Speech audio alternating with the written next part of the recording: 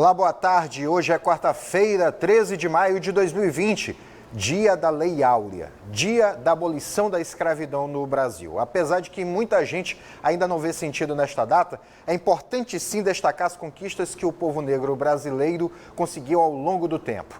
Hoje também é dia de Nossa Senhora de Fátima e dia de você ficar ligado nas informações do Boletim Guará, que já está no ar. Vamos às informações. O Maranhão registrou 586 casos novos de coronavírus, segundo o último boletim epidemiológico divulgado pela Secretaria de Estado da Saúde. A maior parte dos casos novos está no interior do estado. A boa notícia nisso é que houve redução no número de casos na ilha de São Luís. Foram 137 casos na capital, 22 em São José de Ribamar, 6 em Passo do Lumiar e apenas 1 na Raposa. Vamos ver os dados? Estão aqui os dados, são 9.112 casos confirmados no Maranhão, 5.713 pessoas em isolamento domiciliar, 1.877 pessoas se recuperaram da Covid-19, 444 evoluíram a óbito, 757 pessoas internadas em enfermaria, 321 internadas em UTI, são 8.956 casos descartados, 4.680 casos suspeitos aqui no estado do Maranhão. Vamos falar agora sobre a evolução dos casos aqui no estado do Maranhão. A gente percebe pelo gráfico que tem sempre essa crescente de casos, mas há uma oscilada bem por aqui, né? Nos últimos dias houve uma redução na evolução dos casos, voltaram a crescer na passagem da segunda para a terça-feira, por conta dos casos no interior, que tem evoluído bastante. Passamos de segunda-feira, que eram 8.526, para 9.112 na data de ontem, muito por conta dos casos do interior. Diversos municípios no interior estão explodindo os casos do novo coronavírus. E aí a atenção já se volta para a região continental do estado do Maranhão. Agora a gente vai mostrar a evolução dia a dia, só para você ter uma ideia. Aqui nós, entre o primeiro caso até aqui em meados do mês de abril, nós tínhamos uma oscilação muito entre 50 e 150 casos. Era essa oscilação. Quando nós chegamos do dia 19 de abril até aqui o início de maio, a evolução já passa para entre 200 e 300 casos por dia aqui no estado do Maranhão. Do dia 1º até a data de hoje, a evolução ficou muito na faixa de entre 300 casos por dia até mais de 800 casos por dia. Ou seja, nos últimos dias, do dia 1º de maio até a data de hoje, que são 13 dias que nós contamos, então desde o dia 1º, a explosão de casos evoluiu muito, sendo que o pico foi bem aqui no dia 8 de maio, quando nós tivemos 856 casos. No dia 9 tivemos 834, mas essa faixa já reduziu para novamente a faixa ali dos 500 e poucos casos, 586 que foram os registrados na data de ontem, muito por conta das medidas adotadas aqui na Ilha de São Luís. Para você ver o reflexo das medidas que foram adotadas aqui na Ilha de São Luís. O lockdown e o rodízio fizeram com que o número de casos da Covid-19 no Maranhão reduzissem a quase metade do que estava na semana passada. Agora nós vamos ver os próximos dados. Próxima cartela, a taxa de ocupação de leitos aqui na capital. Olha só como já reduziu a taxa de ocupação de leitos de UTI aqui na capital. Ontem nós falávamos em mais de 90%. Mais de 90%. Hoje estamos com 87,56%. Já leitos de UTI no interior do estado, a taxa de ocupação está de 85,5%. Já começa a preocupar. Essa taxa a taxa de ocupação de leitos de UTI no interior é de 77,89%. Esse é o número correto. Mas, de qualquer forma, já começa a preocupar, porque nós víamos muito oscilando entre 45 e 50 até a semana passada, até o início desta semana. E já chegamos a 77,89% dos leitos de UTI no interior. Leitos clínicos na capital, esses sim são de 85,5%, já no interior 51,21%, se mantendo na média que vem sendo apresentada nos últimos dias. Agora nós vamos ver outros números que são referentes à taxa de letalidade da Covid-19 aqui no estado do Maranhão. Percebam que nós tínhamos, desde o início, desde quando foi registrada a primeira morte aqui no estado do Maranhão, tínhamos uma estabilidade nos números que se mantiveram muito parecidos. Porém, no último, ali já no final de abril, nós começamos a ter uma queda.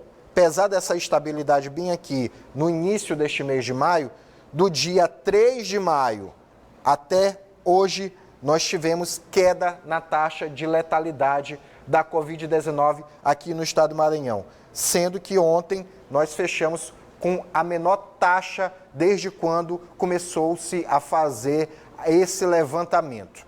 Os próximos números são referentes aos óbitos acumulados. E aí é justamente o que leva a esses números da taxa de letalidade. Quando a gente percebe que, do início até do primeiro caso, da primeira morte registrada no Maranhão, até o início de maio, nós vínhamos numa crescente, podemos dizer até que violenta, né? Porque eram muitas mortes por dia aqui no estado do Maranhão. No entanto, no dia 6, começou a haver uma redução, de forma que da segunda para a terça-feira, apenas um óbito foi registrado. Na segunda eram 443.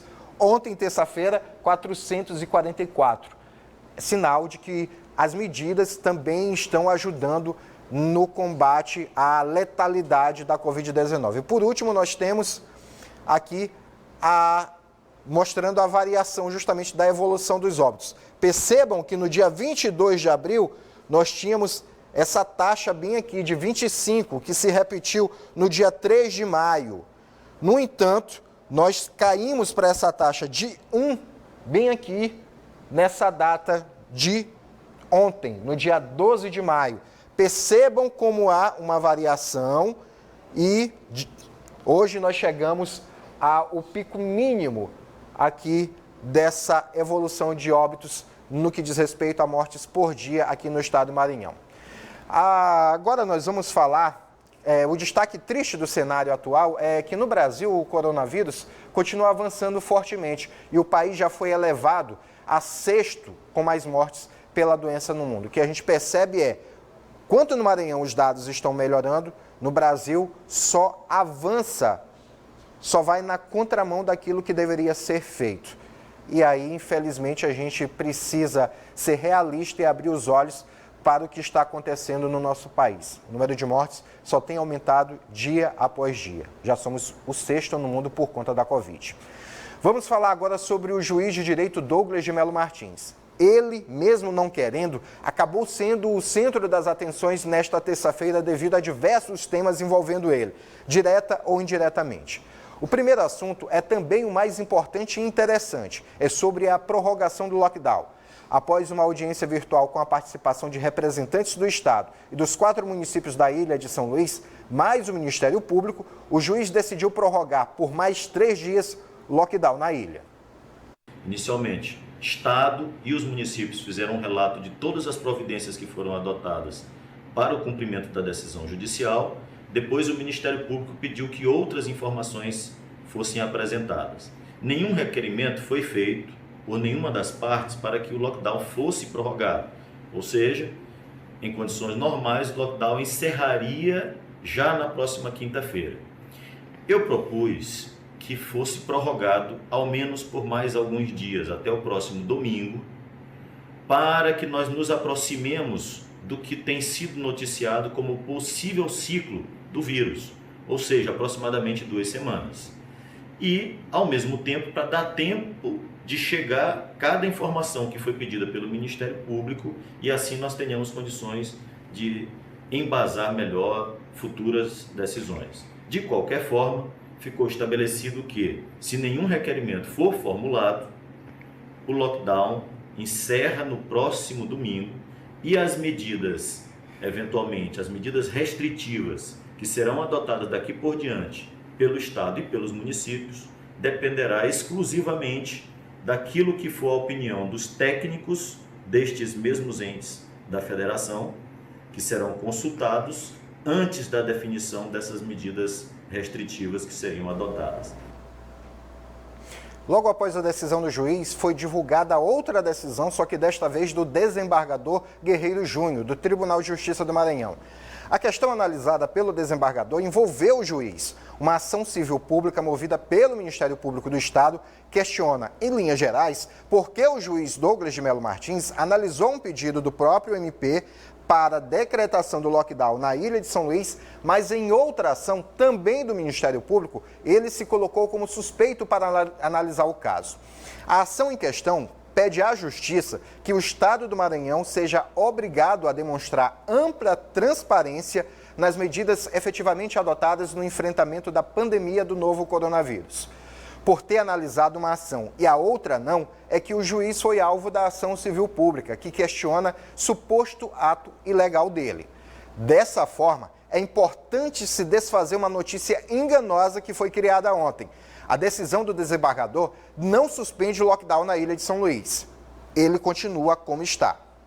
Agora nós vamos ao terceiro assunto envolvendo o juiz Douglas Martins. Uma ação conjunta das polícias do Maranhão e Paraná terminou com a prisão de Edson Douglas Oliveira, o homem apontado como o autor das ameaças feitas ao juiz Douglas de Melo Martins. Você deve lembrar que na semana passada nós exibimos uma entrevista com o juiz, onde ele falou sobre a decisão do lockdown e explicou como deveria funcionar. Na mesma entrevista ele falou, mas nós não exibimos, apenas mencionamos rapidamente, até para não dar cartaz a esse tipo de assunto, que ele, o juiz, foi ameaçado de mortes pelas redes sociais. Douglas de Melo já havia sido ameaçado em outras oportunidades, mas não deu corda à situação. Só que esta última ameaça ele revelou, pois nos últimos dias elas aumentaram por conta da decisão do lockdown. Edson Douglas Oliveira, o autor das ameaças, reside em Curitiba, capital do Paraná, onde trabalha como vigilante. Ele já vinha sendo investigado pela Polícia Civil do Maranhão.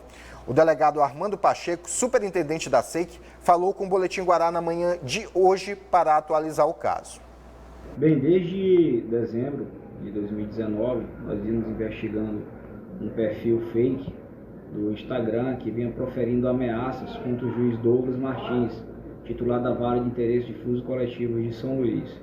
E a partir dessa investigação, nós tentamos rastrear de onde estavam sendo proferidas essas ameaças e chegamos ao paradeiro do autor, que morava na cidade reside na cidade de Curitiba, né? E agora, com a nova decisão do magistrado sobre o lockdown, ele tornou a receber essas ameaças, vindo desse mesmo perfil, ameaças de morte, determinando que ele modificasse sua decisão, o que configurou aí o crime de coação no curso do processo e o crime de ameaça, né? Então, tendo identificado esse perfil, nós representamos pela prisão do autor e pela busca e apreensão em seus imóveis e duas possíveis residências que ele teria na cidade de Curitiba, Paraná. Ele está sendo interrogado lá em Curitiba e, dependendo do conteúdo do interrogatório, nós vamos descobrir aí se existem indícios ou não de participação de mais pessoas. Para encerrar as notícias sobre o juiz Douglas de Melo Martins, o Conselho Nacional de Justiça determinou em caráter liminar que o juiz se abstenha de participar de debates virtuais públicos que tenham caráter político-partidário. A decisão foi assinada pelo Corregedor Nacional de Justiça, ministro Humberto Martins. Na decisão, o ministro diz que a determinação deve ser cumprida mesmo que o evento virtual não tenha participação de políticos maranhenses ou de pessoas que publicamente pleteiam se eleger ou se reeleger nas eleições de 2020. A decisão foi tomada com base em reclamação disciplinar formulada pelo senador Roberto Rocha, do PSDB do Maranhão. Fique em casa, voltamos já com o Boletim Guará.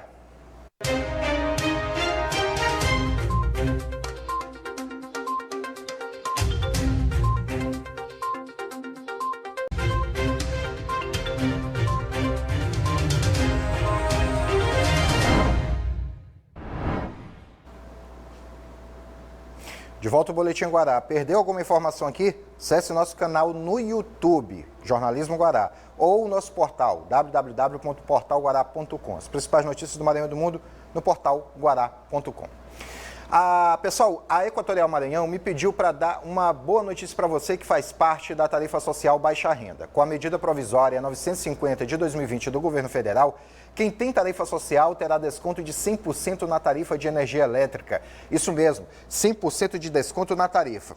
Então minha conta vai vir zerada? Não, o desconto é apenas para o consumo.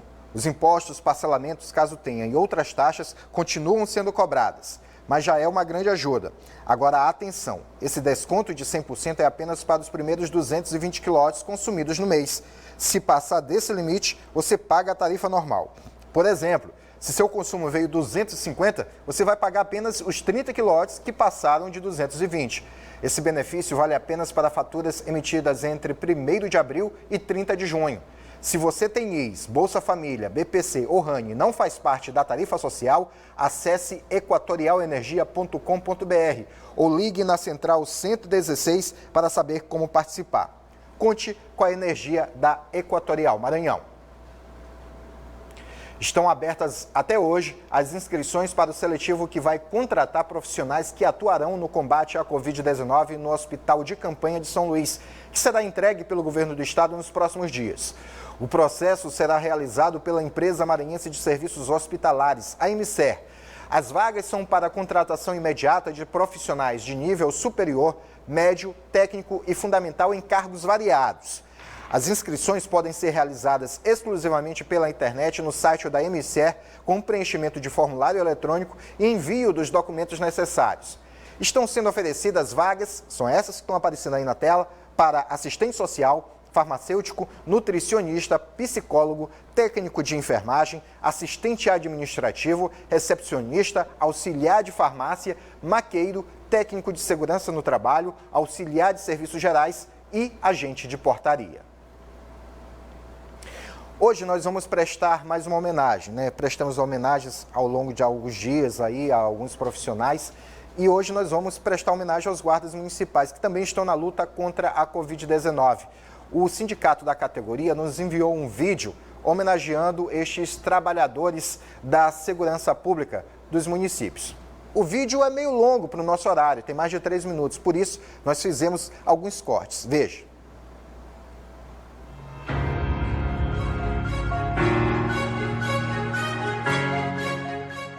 Peço encarecidamente a todos que permaneçam em seus lares, evitando a vinda para cá para a praia.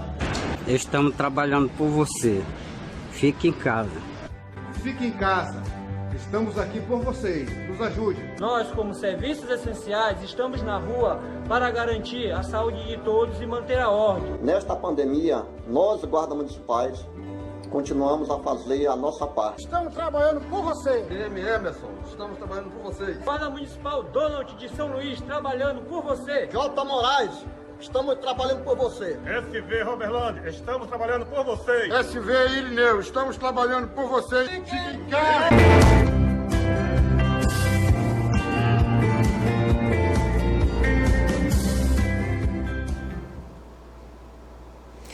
Parabéns aos guardas municipais. Continuem com essas ações. Vamos ao intervalo, não sai de casa. Voltamos já com o Boletim Guará.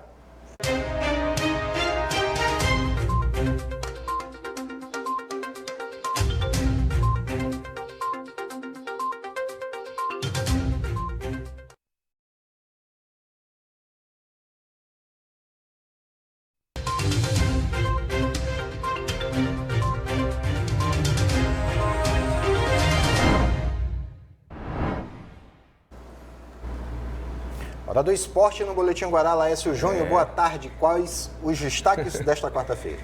Vamos para uma resposta. Os caras não ficaram em cima do muro, não. Avisei que ia ter a live ontem do Paredão e do Pantera Negra. E vamos acompanhar o que o Rodrigo Ramos falou em relação à diferença entre as torcidas de Moto e de Sampaio. Polêmica? E o que o Andrei, na sequência, também comentou. Confira aí um trecho da live de ontem, que foi um grande sucesso. De números, em termos de números, sem sombra de dúvidas. Olha o sério.